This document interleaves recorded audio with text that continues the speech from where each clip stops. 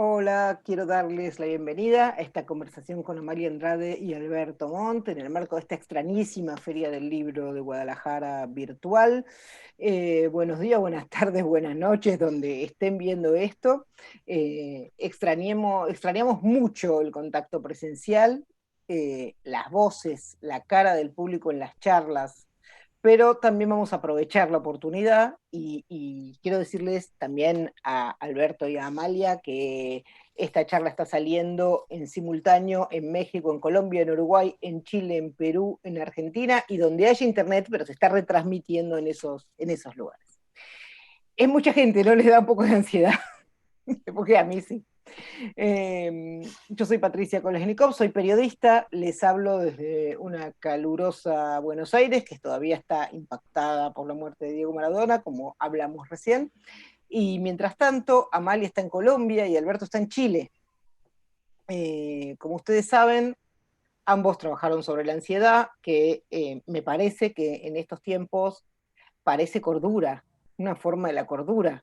¿Cómo no sentir ansiedad en estas? Estamos jugando a las escondidas con una enfermedad tan hábil, ¿no?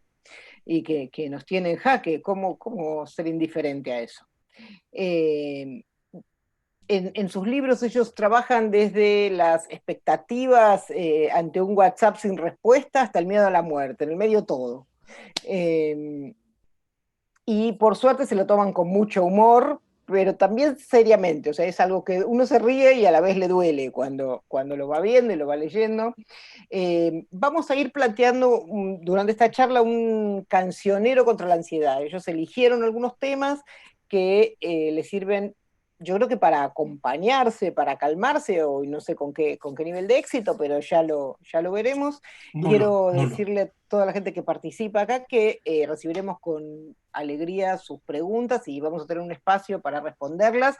Eso en el Facebook, en la parte de comentarios, las pueden dejar.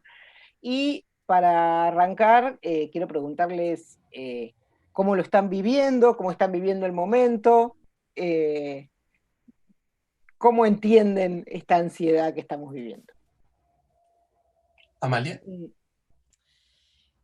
Bueno, muchísimas gracias primero por esta oportunidad, esta conversación. Gracias Patricia, gracias Alberto, a todas las personas que nos están viendo desde todos esos países y espero más.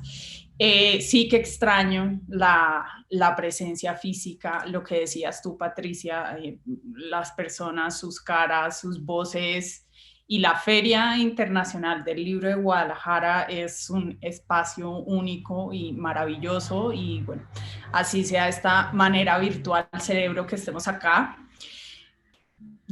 Pues ha sido duro la pandemia, obviamente ha sido un periodo muy ansioso. Alberto y yo hemos hablado demasiado, creo que más veces de lo que quisiera acerca de nuestra hipocondria o germofobia, la mía siendo peor que la de Alberto, porque claro, Alberto es un ser más evolucionado, pero él ya hablará de eso y ustedes podrán darse cuenta de eso también en la escogencia de sus canciones, tema que hablaremos más adelante.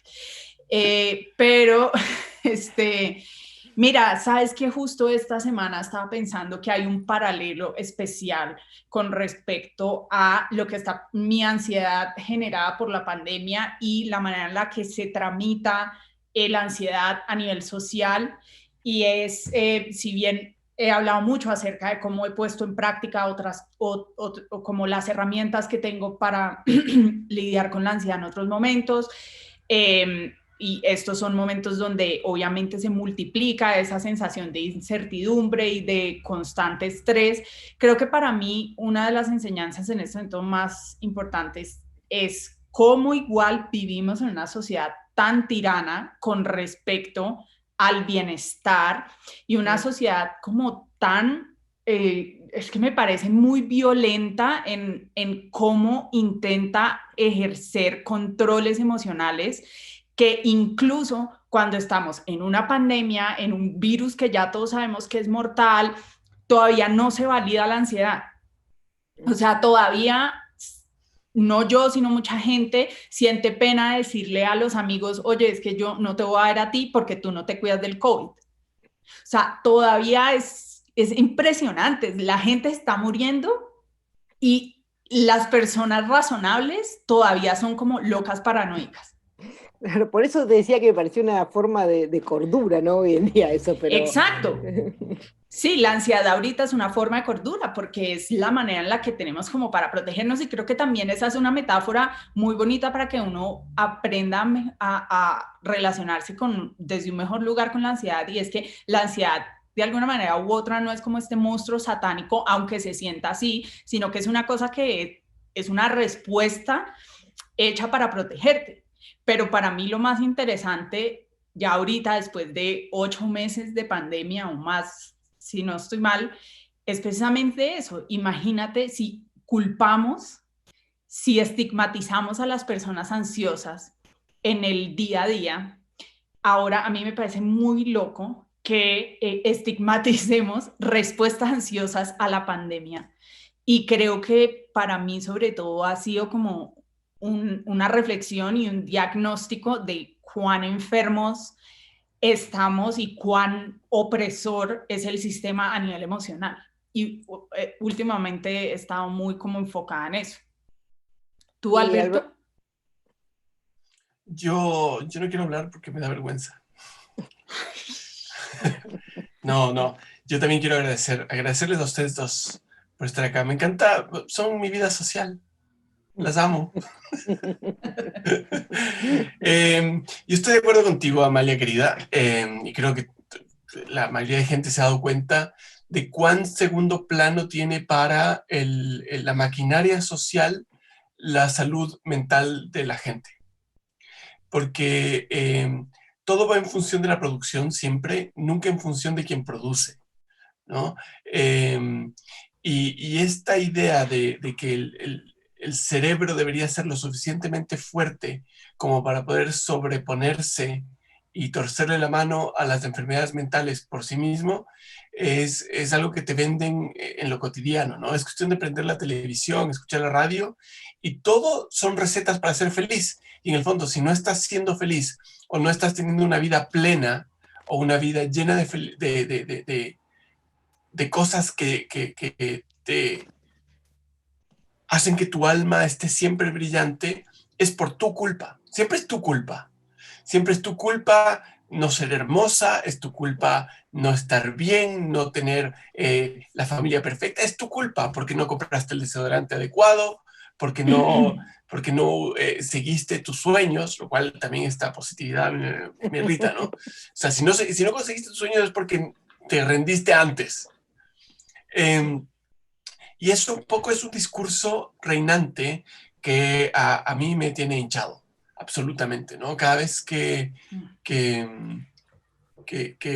hablo con gente que niega su ansiedad o niega sus problemas mentales, me dan ganas de cachetearles, decir, viejito, es que no te estás haciendo bien, está súper bien enfrentar lo que sientes. Entonces, ese enfrentar lo que sientes implica darte cuenta de que eres vulnerable y eso en esta sociedad está muy mal visto. O sea, la vulnerabilidad no es algo apreciado. Y, y la pandemia, tal como decía Patricia, lo que hizo es evidenciar eso, ¿no? Y evidenciarlo, pero evidenciarlo en lo individual. O sea, cada vez más veo gente que la está pasando pésimo, que no sabe cómo lidiar con sus problemas, ya sea por lo que dices tú, Amalia, porque no los puede comunicar porque le da vergüenza, o porque ni siquiera se da cuenta que tiene un problema. ¿Me explico? O sea, me pasa cuando trabajo con la ansiedad, que mucha gente me dice, wow, pensé que era la única persona a la que le pasaba. Y uno dice, ahí te das cuenta cuán negándonos, cuán acostumbrados está a barrer todo lo que tenemos debajo de nuestra alfombrita, ¿no?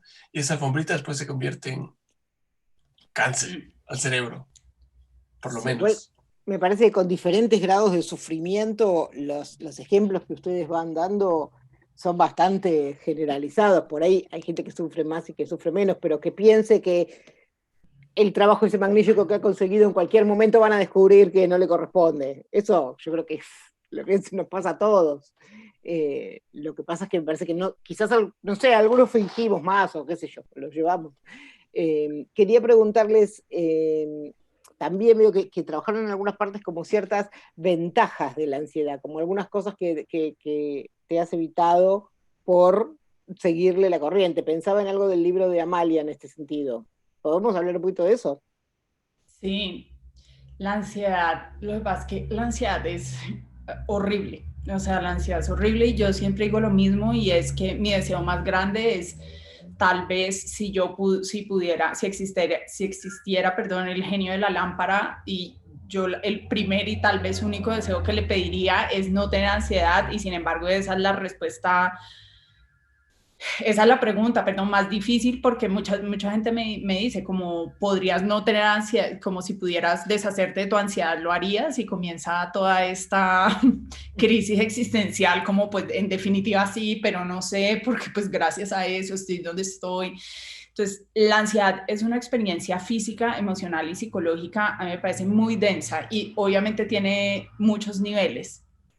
En mi caso y en el de muchas personas es exorbitado, pesa mucho, desgasta, cansa, duele muy profundamente, pero a mí me parece que es fundamental y es muy necesario, no, y creo que un poco para retomar la conversación que estábamos, o la línea por donde estaba yendo Alberto ahorita, es no la necesidad de endulzar o romantizar la ansiedad y como que, ay, veámosle siempre el lado lindo a las cosas, porque hay cosas que no tienen lado lindo. Y hay ataques de pánico que no tienen absolutamente nada lindo. Y la ansiedad, pues es un trastorno, no necesariamente tiene cosas bonitas o excelentes. Lo que sí me parece importante es, sobre todo, las personas que tienen trastornos ansiosos, porque estamos en pandemia y muchas personas están atravesando por episodios de ansiedad o conociendo la ansiedad o reexperimentando la ansiedad. Pero para los que tenemos trastornos de ansiedad, a mí me parece que es fundamental ahí sí resignificar la manera en la que nos relacionamos con la ansiedad, no diciendo, ay, lo máximo mi ansiedad, sino como esto a veces se pone muy feo, a veces cede, a veces vuelve y se pone feo, ha estado conmigo una X cantidad de tiempo, ¿cómo puedo mejor relacionarme con esto? Y en mi caso, por ejemplo, me ha tocado hacer ejercicio, pero es un ejercicio como muy profundo, no es un ejercicio banal ni ligero de qué me ha enseñado a mí la ansiedad. Y en mi caso, por ejemplo, la ansiedad, lo que tú decías, me da mucho síndrome impostor. Entonces, para luchar con el síndrome impostor, para luchar con que me van a pillar y me van a atrapar, suelo, por ejemplo, a ser muy rigurosa en las investigaciones, tiendo al perfeccionismo, entonces, pues bueno, me ha dejado al menos como una atención muy grande al detalle. Y eso es algo que me ha servido más adelante profesionalmente y eso. Entonces, creo que es un poco como ese ejercicio pero muy consciente y un ejercicio muy consciente de necesito mejorar mi relación con la ansiedad, no de hacer este ejercicio de, oh, qué lindo, que es muy como de la industria de la autoayuda, como mírale lo lindo a lo horrible y es como no. Lo que estaba pensando es una parte en la que vos decís, quizás es un poco una burla, porque las dos trabajan con humor, que quizás quiero después hablar de eso, de la idea de encarar las cosas desde el humor, decís, bueno, si le tengo miedo a las agujas, eso me evita ser adicto a la heroína.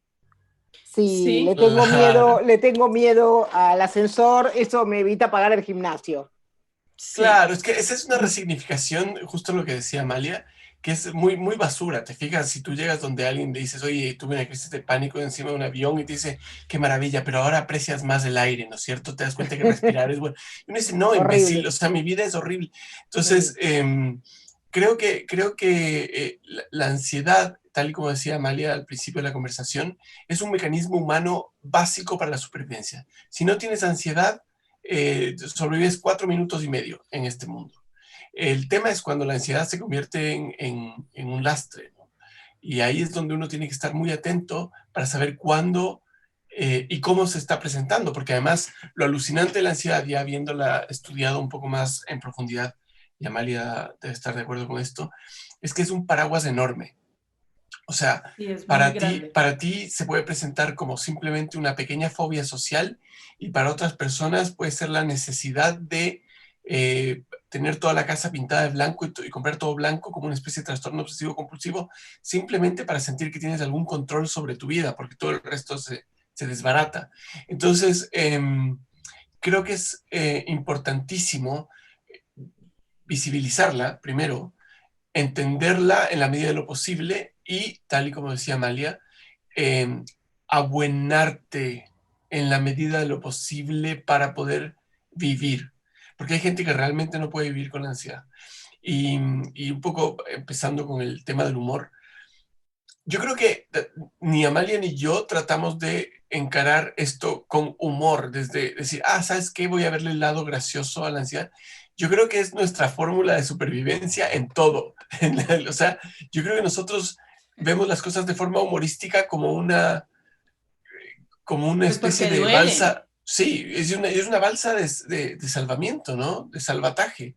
Es como, ok, creo que reformulo mi visión de la realidad, y esto yo lo aprendí por lo menos muy de Kino, que con Kino yo nunca me reí con un chiste de Kino, sin embargo encuentro que es la persona más graciosa de la Tierra, justamente por eso, porque lo que te hacía, te invitaba a reflexionar sobre tu forma de enfrentar la realidad, y eso es lo que yo hago, y habiendo leído y conversado mucho con Amalia, eso es lo que hace ella también, está constantemente planteándose y replanteándose su mirada con respecto a lo cotidiano. Y ahí es donde terminas, primero, entendiéndote más, segundo, aceptándote en la medida de lo posible, que siempre es un trabajo de chinos, valga la metáfora racista, el, y, No, y bueno, siempre estás... ¿Ah? no hagas metáforas No, pues, racistas. ponte, eso es muy loco. Pero dije, es un trabajo de chinos, que es algo que todo el mundo dice en Latinoamérica, y ahora por primera vez me di cuenta que es una metáfora súper racista. ¿Te fijas? Y eso, y ojo, que eso también tiene que ver con la ansiedad. Porque yo cuando estoy hablando, ahora constantemente, mi ansiedad me obliga a revisar mis discursos. Y me pasó, les voy a hacer otro comentario al respecto. Hace poco saqué un libro de recopilación de viñetas mías de hace 15 años. Y es impresionante porque comencé a revisitar las viñetas con esa como emocionalidad súper fuerte de reencontrarme con mi trabajo y encontré que había muchas que hoy día son impasables. Por Mm. ejemplo, y me pasó lo mismo que pasó ahora cuando dije lo del trabajo de chinos. Encontré una viñeta en donde tenía dos caníbales que se estaban comiendo a una chica. O sea, estaba en una olla una chica. Pero los caníbales estaban dibujados, creo que lo conversamos alguna vez, Amalia, estaban dibujados con las bocas grandes, con el huesito en la cabeza. Y yo dije, wow, qué impresionante. Esto hace 15 años era súper natural. ¿Me explico? Sí. Entonces, ahora, ¿cómo uno esto? Eh, cuando uno está todo el tiempo revisitándose, cuando uno está todo el tiempo viviendo con ansiedad y hablando de lo que decías tú, Patricia, estás todo el tiempo viendo qué es lo que estás diciendo, ¿no? Y es súper estresante, porque estás tratando de tener un control constante de todo. Y te encuentras con partes de ti mismo que muy probablemente no te gusten. A mí me pasa todo el tiempo, que digo, ¿de dónde salió este pensamiento? ¿Por qué mi cabeza me lleva hacia acá? ¿Por qué no estoy pudiendo controlar este asunto? Me pasaba cuando no podía volar, me pasó hace no tanto cuando recuerdo que íbamos de paseo con mi hija a hacer un paseo en la mañana a un río y yo necesitaba llevar una linterna porque en mi cabeza el río iba a crecer, nos iba a arrastrar, iba a hacerse de noche y no iban a poder encontrarnos si yo no tenía una linterna. Y esto es en serio. Entonces, es invivible, Amalia. ¿Qué opinas? Sí, no, a ver, lo que pasa es que la ansiedad y el miedo son muy complejos. Entonces es como, mientras yo estaba escribiendo el libro y creo que Alberto también esto, y es como, el humor es una manera de tramitar dolores, de tramitar traumas, de tramitar cosas muy pesadas. Y cuando yo estaba escribiendo el libro, yo decía, bueno, muy a propósito, hubo muchas partes donde yo dije, yo necesito que esto sea ligero, porque si yo escribo un libro que sea esta misma pesadez, que yo siento que es horrible y que la botaría, pues yo no quiero que nadie me replique eso, que es, comentario aparte, la razón por la cual no quiero ver ninguna serie que hagan sobre la pandemia de gente en Zooms. O sea, estoy en Zoom todo el día. ¿Por qué crees que quiero prender el televisor a ver más Zoom? Es demasiado temprano, es como no. O sea, tenemos trauma, no nos hagan esto. Entonces creo que cuando, por ejemplo, en mi libro hay como todas estas miradas B o maneras en las que sí, el miedo, no sé, yo digo que el miedo a los payasos hace que no tengas que ir a fiestas infantiles, lo cual es bueno. A veces las fiestas infantiles de los niños tienen muchos gérmenes, no necesariamente chévere. Cosas por el estilo. Pues lo que quiero sobre todo, más que hacer un chiste y como invalidar o minimizar la sensación del lector que es ansioso, es sacarle una risa a ese lector, que yo asumo que ese lector tiene el entendimiento de la gravedad del asunto porque ha estado ahí, pero yo quiero es no solo decirte estoy conectada a ti en cuán horrible se siento, sino como riámonos de esto, porque esto es un chiste de ansiosos. Entonces... No es para nada, o sea, uno se ríe, pero se ríe con angustia, ¿eh? No. Exacto. O sea, se entiende perfectamente la angustia. Uy, acabo de tirar todo. Pero uno se ríe con esa sensación. Quería preguntarles un poquito por estas canciones que prepararon, que por ahí podemos contar un poco cuáles son y por qué. ¿Querés, Amalia, arrancar? Sí, bueno, yo tengo muchas canciones que me ayudan a luchar contra la ansiedad. No me sirven en ataques de pánico ni nada de eso. Si una canción tuviera el poder de salvarlo a uno de un ataque de pánico, creo que le tiraría todo mi dinero a quien sea que la haga. Sería como, sí, sería así como por siempre. Pero sí hay canciones que en general me hacen volver a mí y para mí la ansiedad es una narrativa muy dominante. Y yo creo que cuando la ansiedad está exacerbada, cuando está muy presente, cuando está un día y al otro día vuelve y al otro día vuelve, se vuelve, insisto, en una narrativa demasiado dominante de la vida de uno. Y entonces a veces uno se encuentra en situaciones donde tiene que salirse de esa narrativa dominante y es casi la imagen que se me viene a mí a la cabeza, es casi como si uno y la ansiedad se vuelven, eso es como una simbiosis ahí, una cosa muy fuerte y hay que crear espacios que le recuerden a uno que esa no tiene que ser la narrativa dominante y que uno no es una sola cosa con la ansiedad. Uno es una persona que experimenta ansiedad, uno no es la ansiedad, ni uno va a ser siempre esa cosa. Creo que son momentos y ese espacio, digamos, de esa distancia, que es la distancia de mi sanidad mental, básicamente, que cultivo ese espacio muchísimo y lo atesoro con todo el cariño y como si mi vida dependiera de ello, porque de hecho mi vida depende de ello. Estas canciones me recuerdan eso. Entonces, la primera canción que puse es muy nueva, pero cuando la oí lloré. Se llama Ansiedad de Carla Morrison y pues, toda la canción es muy bonita y para mí lo poderosa de esta canción es que yo siento que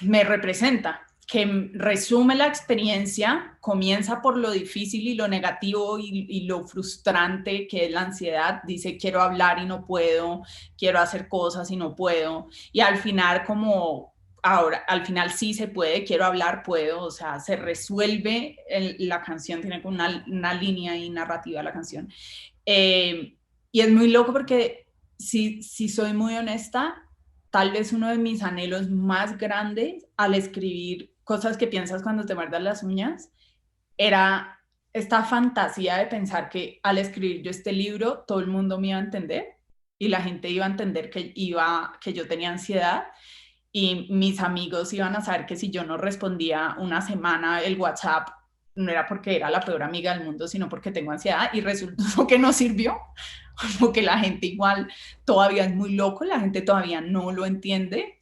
Entonces por eso creo que las personas que tenemos trastornos ansiosos, cuando nos sentimos reconocidas, aún cuando llevamos hablando de esto mucho tiempo, o una persona como yo, que básicamente cuento mi ansiedad y me reúno en salones llenos de otros ansiosos, que es como literal alcohólicos anónimos cogiéndonos las manos, pero de la ansiedad, aún me conmuevo muchísimo cuando digo gracias porque me siento vista y gracias porque siento que todo esto tiene validez de nuevo en este planeta, en esta tiranía de la bienestar, del bienestar en el que vivimos. Entonces, esa es mi primera canción y me hace Quiero muy bien. decirles, los que quieran en Spotify hay una playlist que se llama Cancionero contra la ansiedad, la pueden seguir. Y le quería preguntar a la gente técnica si acaso podemos escuchar un poquito de ansiedad. No sé si... No, por temas de No, derechos no se va a poder. Ah, bueno, qué lástima. Pero bueno, la Bueno, gente lo tiene en sus casas.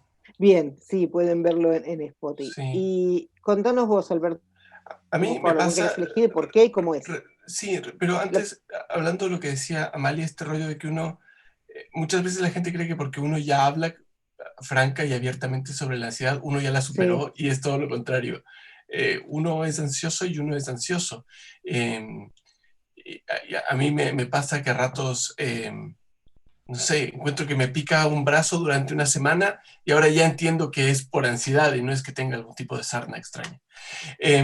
Con respecto al playlist, yo escogí muchas canciones. Yo no, para mí también me pasa lo mismo que le pasa a Amalia. No existe una canción que me saque de la ansiedad. A mí hay canciones que me generan ansiedad o hay canciones que me han explicado qué es la ansiedad. Yo hice una mezcla de eso. por ejemplo, Por ejemplo, yo puse, hay una canción, la primera que está en la lista, que se llama Yesterday is Here, de un cantante que se llama Tom Waits, un gringo que yo amo con locura. Y yo recuerdo que descubrí Tom Waits ya tarde en mi vida. Yo tenía 19, 20 años y estaba recién enfrentándome a lo que es la ansiedad, la depresión. Nunca sufrí de depresión aguda, pero uno siempre anda coqueteando, ¿no? Como en esa línea de, ¿estoy solamente triste o realmente el mundo no tiene sentido? ¿Soy realmente un asco de persona o estoy seteado de una manera errónea por el contexto en el que vivo? Y bueno, en esta canción que se llama Yesterday is Here, Tom Waits dice una, una frase que me parece maravillosa, que solamente dice, hoy día hay cielos grises, mañana habrá lágrimas y al parecer vas a tener que esperar a que llegue el ayer. Básicamente eso es lo que dice, ¿no? Que es muy esperanzadora, como podrán darse cuenta. pero ahí es donde uno resignifica todo, ¿no? Que yo creo que hay muy pocas cosas que me hacen tan feliz como la música triste. Cuando escucho música triste me pongo muy feliz. Y esta idea que planteaba Tom Waits con esa canción, esta de que todo el futuro se ve oscuro, ¿no? Hoy día tu vida está pésimo, mañana no va a estar mejor y vas a tener que esperar a que llegue el ayer, te hace un poco darte cuenta, y esto es algo que lo dicen mucho en yoga, que el aquí y el ahora importa mucho, porque hoy es el ayer del mañana. ¿Me explico? Es un sí. poco cursi lo que acabo de decir, pero a mí me ayudó mucho esa canción en un momento en que dije, ¿sabes qué? Si no comienzo a vivir ahora, después no va a haber espacio. Y de hecho, esta canción me ayudó mucho en una época en que tuve una aerofobia galopante, en donde decía, no, esto no me puedo volver a subir a un avión. Y de repente escuchaba esto y decía, es que si no es ahora, ¿cuándo? No hay, el futuro va a ser peor. Entonces, claro, no, como les decía, no, mi parte del playlist no va a ayudar mucho a tratar la ansiedad, pero por otro lado, a uno le hace entender esas cosas, cómo funciona la vida, ¿no? Que eso, tratar, estamos constantemente tratando de entender cómo funciona esta porquería. que es muy No, sí, complejo. me parece que la idea del Plexit es recorrerla, no ofrecer una receta. Si fuera tan fácil. Claro, si fuera tan fácil, alguien nos estaría tirando la plata, sí.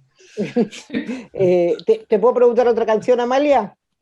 Sí, de hecho, otra canción que puse y que creo que conecta exactamente con lo que estaba diciendo Alberto es que, pues, no solamente el yoga, sino que yo creo que ya todos, porque es muy loco igual también que la psicología haya durante tanto tiempo solo se haya enfocado en la psique o en la mente cuando pues somos un sistema, ¿no? Entonces es mente, espíritu, cuerpo, todo está conectado y a todas las personas ansiosas que estén acá, a todos nos sirven cosas diferentes, pero yo sí creo que a mí personalmente y creo mucho que hay que tratarnos de una manera holística, ¿no? Hay que cultivar el espíritu y entender la ansiedad desde todos estos ámbitos.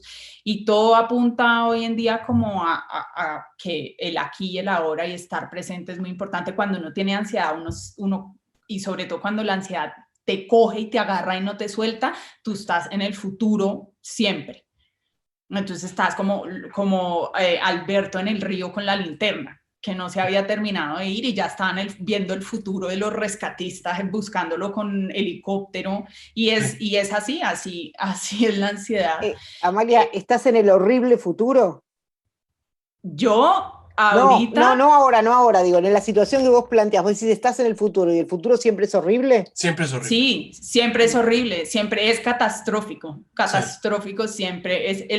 Es que por eso también hay una parte del libro donde yo digo que en esto de reinventarse, intentar mirar la ansiedad de otra manera, y es que la ansiedad es súper creativa, porque te arma unas películas y unos cuentos catastróficos y de terror siempre, pero increíbles, y con unos efectos especiales. O sea, si mi ansiedad fuera productora de cine, yo estoy segura que estaríamos llenas de plata, porque, haríamos, o sea, yo sería Oprah, Bill Gates, Jeff Bezos, esa gente sería pobre al lado mío. Pero bueno, a lo que voy es que hay que estar anclado en el presente y hay que volver mucho al presente, aquí, ahora, cómo estoy, aquí, ahora, cómo me siento, estoy genuinamente en riesgo, y por eso, y también cuando uno está muy mal, uno tiende a decir, yo nunca, la ansiedad nunca me va a dejar ir, toda mi vida va a ser así, no vale la pena, uno se mete mucho en este loop, y por eso a mí me gusta mucho Ríe y Llora de Celia Cruz, que literalmente dice esa frase, todo es tan relativo y lo que está ahora aquí de pronto no va a estar mañana. Entonces es como tú vive, ríe y llora, y es como atraviesa un poco, en vez de quedarte encapsulado en los sentimientos, en las Claro, emociones, y es esa como canción también te hace entender que la vida es, o sea, esa típica parábola del tipo que le decía, tranquilo, tranquilo mi rey, los males van a pasar, y cuando pasaban los males le decía, tranquilo mi rey, el bienestar también va a pasar. O sea, claro. Cuando estás muy feliz es muy bueno entender que son momentos, es momentáneo. Yo, justamente lo que decías, Amalia y Patricia, que lo planteó con este tema del futuro horrible, yo parto mi libro el de la ansiedad, con una frase que alguna vez escuché, leí, que ni siquiera sé quién es, la busqué en internet para ver si había alguien a quien acreditársela y no la encontré. Dice que la mayoría de problemas que has tenido en tu vida nunca sucedieron. Y eso me pasa a mí. Cada vez que tengo algo por delante, me planteo 27 problemas posibles, y no es que me los planteo como posibles, no es un ajedrecista que ve jugadas. Tú vives esos problemas. Vives la posibilidad de que ese mensaje signifique que te van a despedir, o que lo que dijiste en la fiesta sea tomado erróneamente y te quedas dando vueltas un año.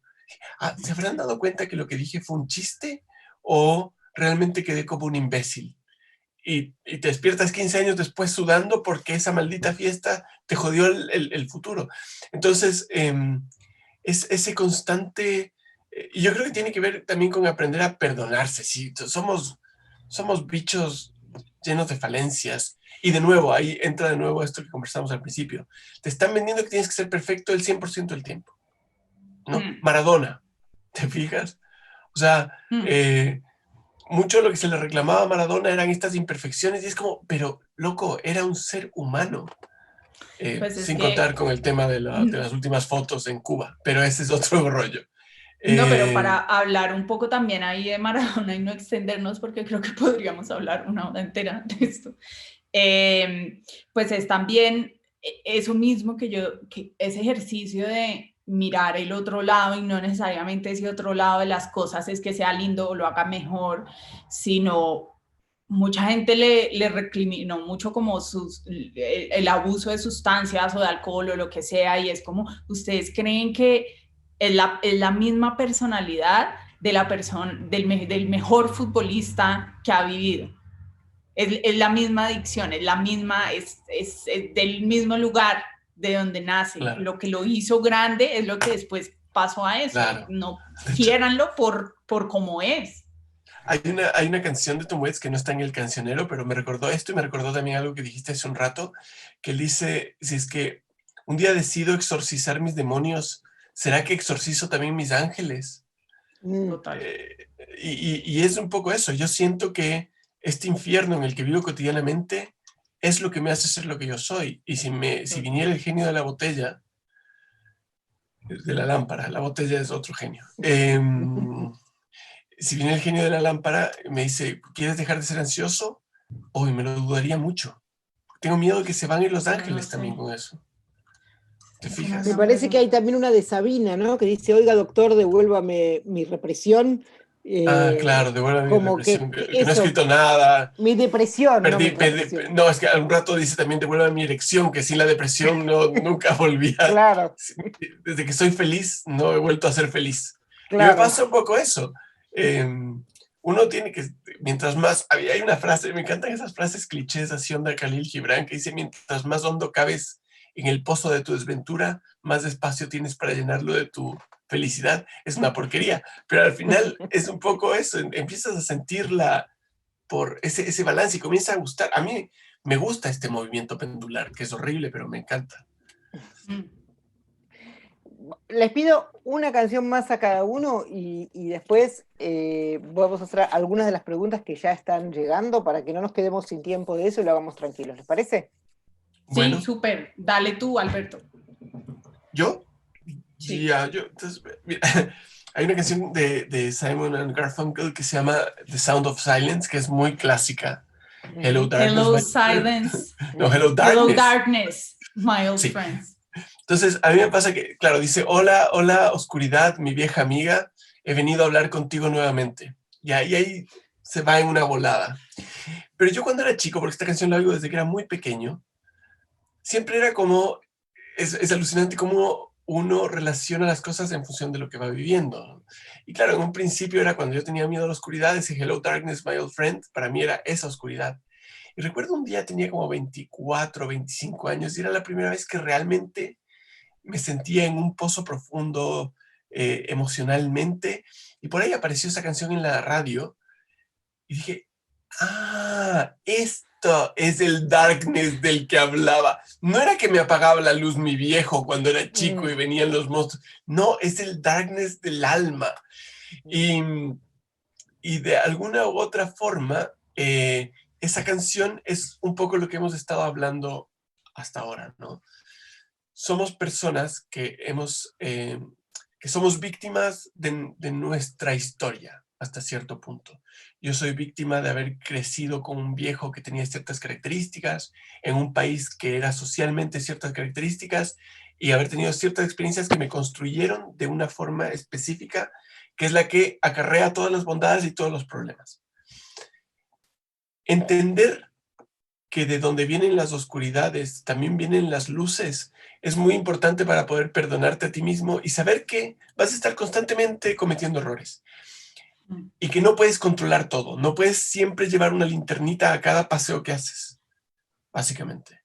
Y es importante entender que uno puede sortear la ola, un poco a lo Celia Cruz, de lo que hablamos. Ahora estarás más abajo, te juzgarán, no te juzgarán, saldrás, pero siempre es ese ir y venir. Lo importante es que cuando tienes un error, tratar de darte cuenta, cuando te dicen o cuando te pasa algo enorme, profundo, tratar de analizarlo con el tiempo que sea necesario y tratar de salir adelante y perdonarte no haber podido subirte a un avión o haber llevado la maldita linternita. Si no, te hundes. Hermoso. De acuerdo. De acuerdo, yo como esa canción es maravillosa y también me encanta, pero yo creo que para cerrar voy a hacer la chica que le encanta el pop que soy y cerraré con una canción de alguien que admiro muchísimo y que para mí tiene una altísima inteligencia emocional y, bueno, un altísimo coeficiente intelectual, de hecho. Y es Shakira, obviamente. Y me gusta mucho Sale el Sol. Es una canción ligera, es una canción fácil, pero como todo, yo creo que a veces en esas cosas que son fáciles hay una sabiduría tan enorme y creo que de las peores sensaciones de la vida y algo que me pasó hace relativamente poco, es precisamente estar en esa oscuridad que se siente tan abismal que uno comienza a dudar mucho de si va a salir. Y es una duda muy, muy seria y muy dolorosa y muy preocupante. Y uno solo ve oscuridad, no se ve más. Yo recuerdo hacerle, en mi peor estado, hacerle esta pregunta no solamente a mi terapeuta, obviamente, como, oye, por favor, como de alguna manera va a salir el sol, esto va a pasar, sí va a pasar, pero es como, ¿dónde? Porque yo no tengo pistas de absolutamente nada. A mi pareja, a mis amigos, sentir muchísimo miedo y muchísima soledad, y pues nada, cuando uno menos piensa, sí sale el sol. Y me parece muy importante para todas las personas que estén lidiando con situaciones de salud mental, recordar que no son para siempre, porque cuando uno está en la mitad de eso, sí se sienten como sentencias de por vida. Entonces sí, recuerden que cuando menos piensan sale el sol. A veces. La nota negra. o no sale. Pues yo creo que si uno hace el trabajo y si uno se compromete, hace terapia, toma sus medicamentos, o sea, si ustedes están haciendo todo, yo creo que saldrá. Yo no sé si va a salir 100%, yo no sé si va el día a estar nublado, o sea, yo no sé cómo va a ser, pero ahora, sí, Amalia, sí va a salir. Eso que dijiste ahora, Amalia, es súper importante. El tome sus medicamentos. Es impresionante también cuán mal vistos están los medicamentos de ayuda psicológica. Algunos los ven casi como y es una muleta. Es una muleta. Si te rompes la pata, usa la maldita muleta. Eventualmente podrás caminar sin muleta, pero mientras tanto no tiene sentido. Sí. No tiene sentido torturarte caminando con el tobillo roto. No, yo creo que podríamos hablar otras 3 horas sobre estigmatización de medicamentos psiquiátricos. Absolutamente, absolutamente. Está tan mal visto, es ridículo. ¿Tú, ¿qué pastilla es esa? Viagra. O sea, ¿prefieres decir que estás tomando Viagra? Decir que estás tomando un Rivotril. Es duro.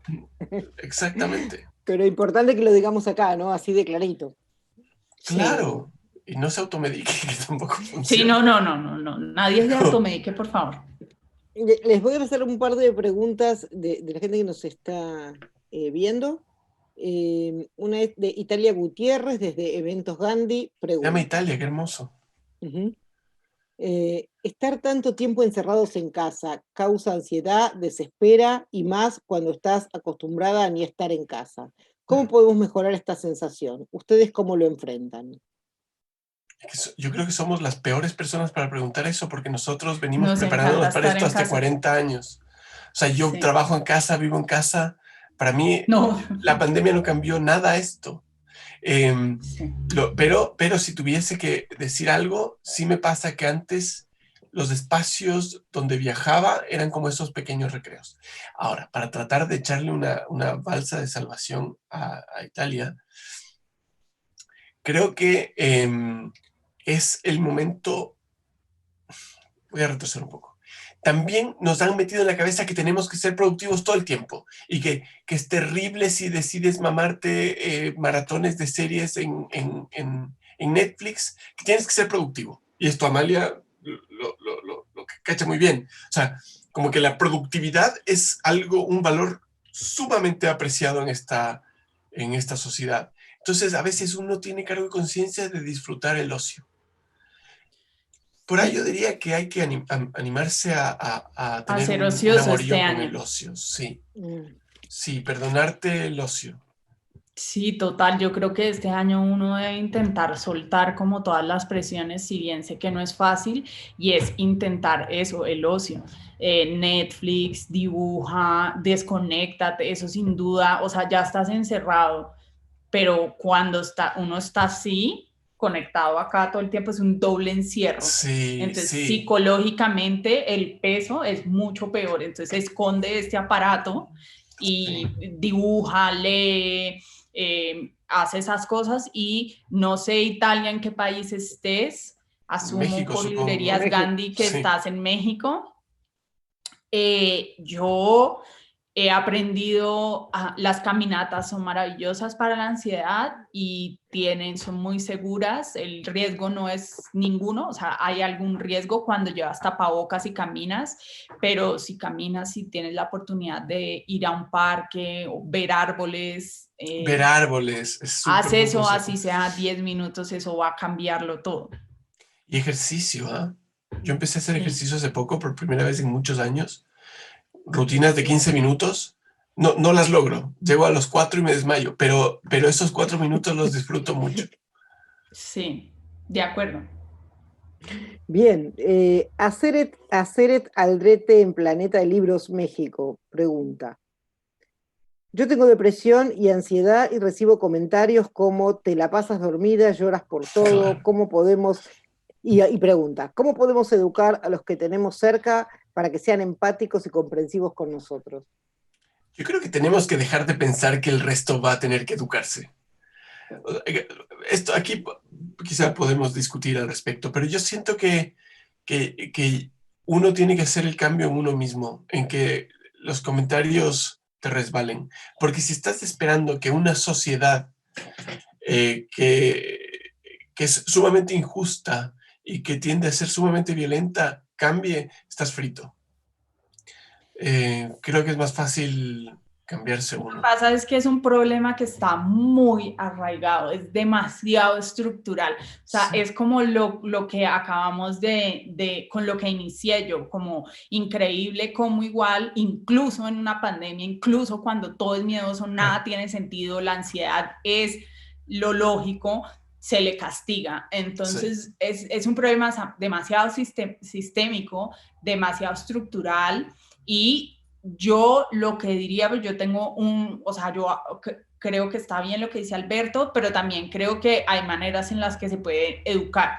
Las personas no necesariamente van a responder como tú quisieras y tienes que soltar eso, pero les puedes decir desde, oye, así funciona la depresión, léete este artículo de internet, oye esta canción, o en mi libro hay una parte que es un manual para toda la familia, amigos o gente alrededor de las personas que tienen ansiedad y está dedicado precisamente a que esas personas sean un poco más empáticas. Entonces yo creo que hay que usar como herramientas. Sí, a mí me pasa...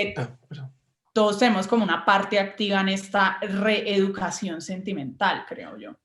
A mí me pasa que cotidianamente, que me escriben por redes sociales gente que me agradece porque a través de mis ilustraciones lograron hacer entender a la familia cómo funcionaba la depresión, cómo funciona la ansiedad, o incluso psicólogos y terapeutas que lograron concretizar algo que es muy abstracto para poder hablar con los pacientes.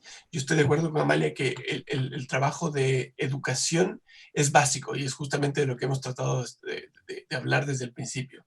Pero creo que sin duda antes... Es un reto. Es un reto. Sí, hay que blindarse. Exactamente, es como, ok, si vas a ir a la lucha, trata de llevar casco, básicamente. Sí, ajá. ¿No? Porque si llegas vulnerable, obviamente cada vez que te digan, pasas durmiendo, eres un lirón, qué sé yo, te va a afectar. Y también me parece que, o sea, el Internet yo creo que ha generado unas cosas horribles, pero también ha generado espacios bonitos y hay comunidades, espacios donde puedes hablar con otras personas que están atravesando lo mismo que tú para pues encontrar apoyo. Eso Hay, me mu- parece importante. hay mucho humor también al respecto, ¿no? Hay mucha gente, yo creo que el 95% de la gente que hace humor tiene depresión. Entonces, encontrar esos canales para sublimar las emociones, ¿no? Lo que dije hace un rato, no sé si quedó, que, que a mí pocas cosas me hacen más feliz que escuchar música triste. Pasa lo mismo con la depresión y la ansiedad. Pocas cosas me hacen tan feliz como darme cuenta de cómo estoy, cómo soy, qué errores tuve, cómo me siento. Bueno, me ha llegado el momento de agradecer. Voy a agradecer primero a los socios en esta transmisión, si no se me escapa la lista. Son la Librería Hidalgo, la Librería Gandhi, Busca Libre, la Bodega de Libros, la Fundación Cultural Providencia, Mixup, la Librería UGED, Sin embargo, Cultura Colectiva, Rock 101 y por supuesto la Feria del Libro de Guadalajara. Quiero agradecerles especialmente a Alberto y Amalia este momento, esta forma tan abierta de compartir como experiencias, sensaciones, ideas. Es un momento extraño porque es como extrañamente íntimo dentro de este contexto en la web y bueno, para una riqueza para los que los estamos escuchando. Espero que nos veamos cara a cara y mano a mano el año que viene en Guadalajara. Ojalá. Que así sea. Ojalá. Un abrazo y muchísimas gracias. Sí, gracias a todos por estar aquí. Chao. Vale, querida, beso grande. Patricia, nos vemos Besito, pronto. querido. Que estén Gracias, muy bien. Patricia. Chao. Chao, chao.